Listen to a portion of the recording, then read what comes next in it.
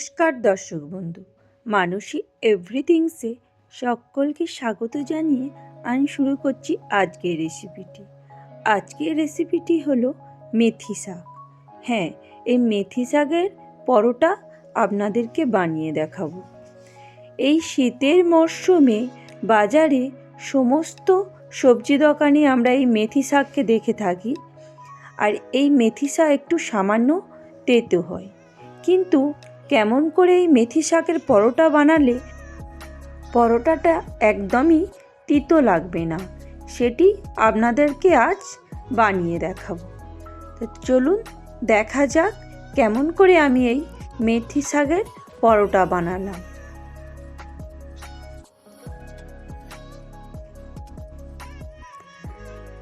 এই পরোটাটা খুবই সুন্দর খেতে হয় এবং পরোটাটা খুবই হেলদি হয়।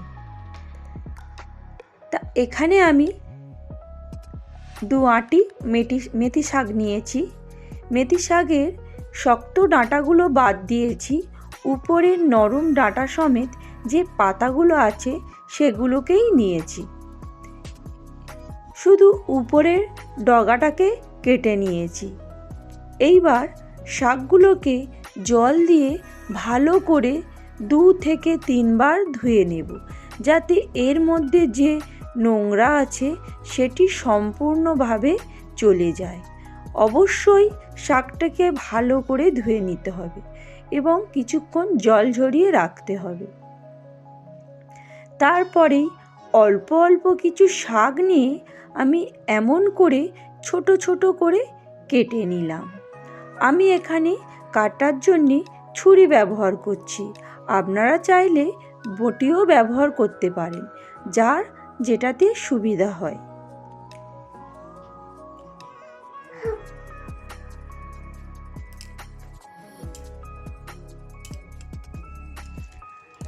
এইভাবে শাকগুলো করে একদম ছোট ছোট করে কেটে নিতে হবে।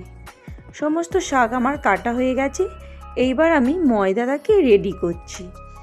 আমি এখানে 2 বাটি ময়দা নিলাম, প্রায় 500 গ্রামের মতন ময়দা নিয়েছি।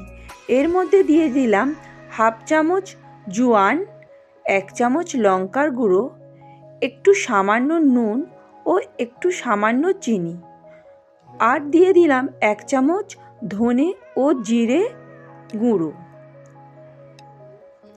সমস্ত শুকনো উপকরণকে ভালো করে মিশিয়ে নিলাম। এরপরে দিয়ে দিলাম ওপর থেকে সেই মেথি শাকগুলো। মেথি শাকগুলো দিয়ে ময়দার সঙ্গে ভালো করে মেখে নিতে হবে। তারপরে অল্প অল্প করে জল দিয়ে আমি আটাটাকে মাখিয়ে নিতে হবে, যাতে আটাটা বেশি নরম না হয়ে যায়। এইভাবে প্রথমে অল্প অল্প করে জল দিয়েই আমার মাখাটা রেডি করতে হবে।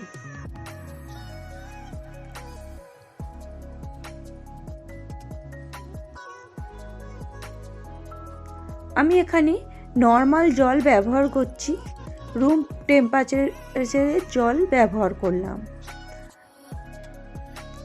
প্রায় আটাটা মাখা হয়ে গেছে। এইবার উপর থেকে দিয়ে দিলাম একটু সামান্য তেল দিয়ে এবার আটাটাকে ভালো করে মাখিয়ে নিতে হবে। আমি যেহেতু আটাতে আগে ময়াম দিইনি, তাই মাখা হয়ে যাবার পরেই আমি এখানে ময়ামটা দেব। এই অবস্থায় ময়ামটা দিলে পরোটাটা নরম হয়। তেল দেওয়ার পরে এইভাবে ভালো করে মাখানোর পরে আমি মিনিট 20 মতন চাপা দিয়ে রেখেছিলাম। এইবার চাপাটি খুলে আরও ভালো করে এটিকে মাখিয়ে নিচ্ছি। এটি আগের চেয়ে অনেকটাই নরম হয়ে গেছে।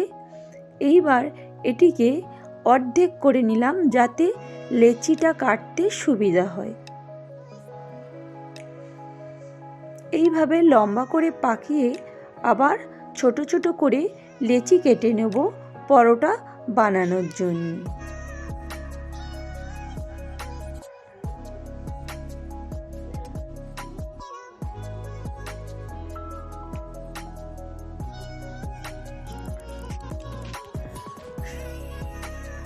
কয়েকটা লেচি আমি বানিয়ে নিয়েছি এবং লেচিগুলোকে এবার গোল গোল করে রেখে দেব।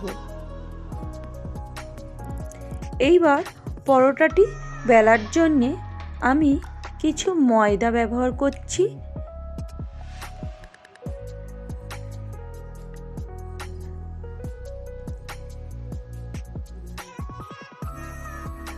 এইভাবে ময়দার সাহায্যে পরোটাগুলোকে গোল গোল করে বেলে নেব। আমি এখানে প্রথমে একটি গোল শেপের পরোটা করলাম। এবার এটিকে গরম তাওয়ার উপর দিয়ে দেব সেঁকার জন্য। ততক্ষণ এক সাইডটা একটি গরম হচ্ছে, ততক্ষণে আমি আর একটা পরোটা বানিয়ে নিচ্ছি। আমাদের বাড়িতে অনেকেই তিনকোনা শেপের পরোটা খেতে ভালোবাসে, তাই আমি এইটিকে তিনকোনা শেপ করে আপনাদেরকে দেখাচ্ছি। এইভাবে তিনকোনা শেপের পরোটা আমি বেলে নেব।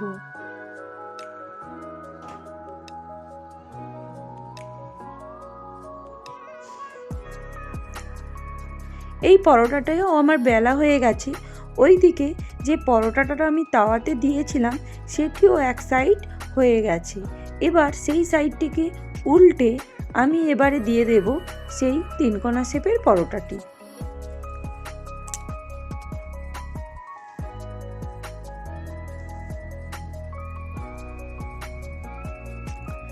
দিয়ে আবার এটিকে উল্টে দেব। এইভাবে এটিও ততক্ষণ হবে আমি আরেকটি পরোটা বেলে নেব।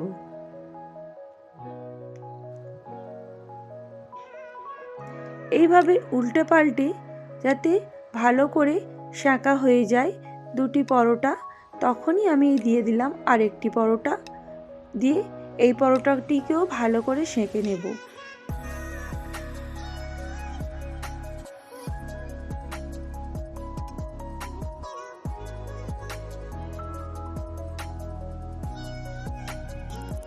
প্রত্যেকটি সাইড ভালো করে সেঁকা হয়ে গেলে তখনই আমি এর মধ্যে তেল ইউজ করব।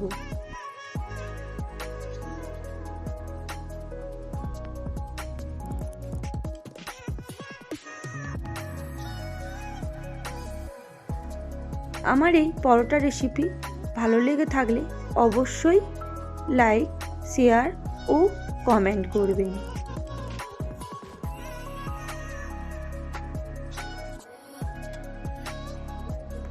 আর পাশে থাকার জন্য আমার চ্যানেলটি সাবস্ক্রাইব করার অনুরোধ রইল।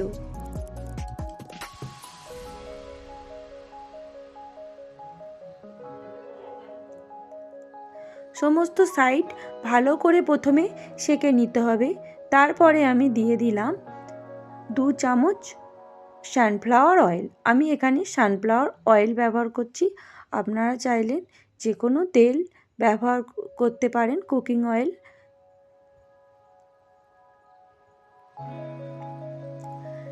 তিনটে পরোটার জন্য 2 চামচ তেলই যথেষ্ট। আমি এতে আর বেশি তেল দেব না। এইভাবে ভালো করে উল্টে পাল্টে সমস্ত সাইড লাল লাল করে ভেজে নিতে হবে।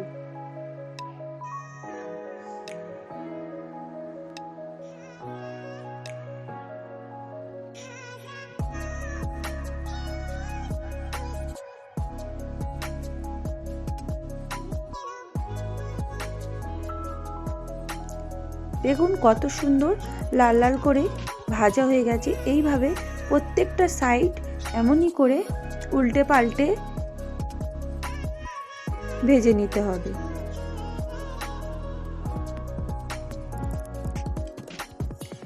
এমন করে মেথির পরোটা বানালে অবশ্যই সেটা খেতেও খুব টেস্টি হয়, আর এতে সামান্য পরিমাণও এর মধ্যে তেতো ভাব থাকবে না। তাই অবশ্যই এই রকমভাবে এই শীতের মরশুমে একবার বানিয়ে ফেলুন মেথির পরোটা। আমার 3টে পরোটা ভালো করে ভাজা হয়ে গেছে। আমি এবার এটিকে প্লেটে তুলে নিচ্ছি।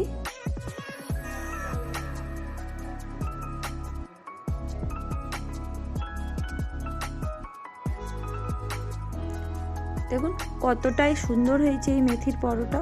শুধু সুন্দর দেখতে হয়নি, এটি খেতেও হয় খুব দারুণ, আর এর মধ্যে কোনো তেতো ভাব থাকে না। তাহলে রেডি হয়ে গেল আমার মেথির পরোটা। আমার এই রান্না ভালো লেগে থাকলে অবশ্যই কমেন্ট করে জানাবেন। আর কে কোথা থেকে আমার এই ভিডিওটা দেখছেন লিখতে ভুলবেন না কিন্তু। সকলেই ভালো থাকবেন এবং সুস্থ থাকবেন। Thank you for watching.